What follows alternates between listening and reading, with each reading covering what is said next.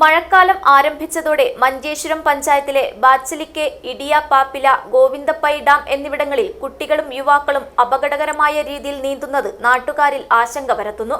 അധികൃതരുടെ വിലക്ക് ലംഘിച്ചാണ് പലരും ഇവിടെ എത്തുന്നത്. City Gold, Gold and Diamonds, Kerala and Karnataka, the glow of purity.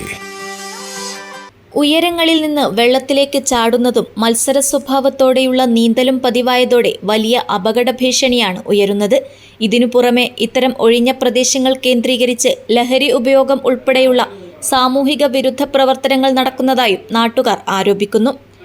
പോലീസിന്റെ കർശന നിർദ്ദേശങ്ങളുണ്ടായിട്ടും നിയമലംഘനങ്ങൾ തുടരുന്ന സാഹചര്യത്തിൽ മഞ്ചേശ്വരം പോലീസ് ബാച്ചലിക്കയിൽ പരിശോധന നടത്തുകയും ചിലരെ കസ്റ്റഡിയിലെടുക്കുകയും ചെയ്തിരുന്നു.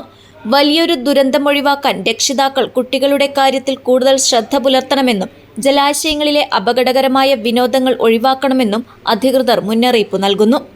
Abdul Rahman Udyavar, news bureau, Manjeshwaram.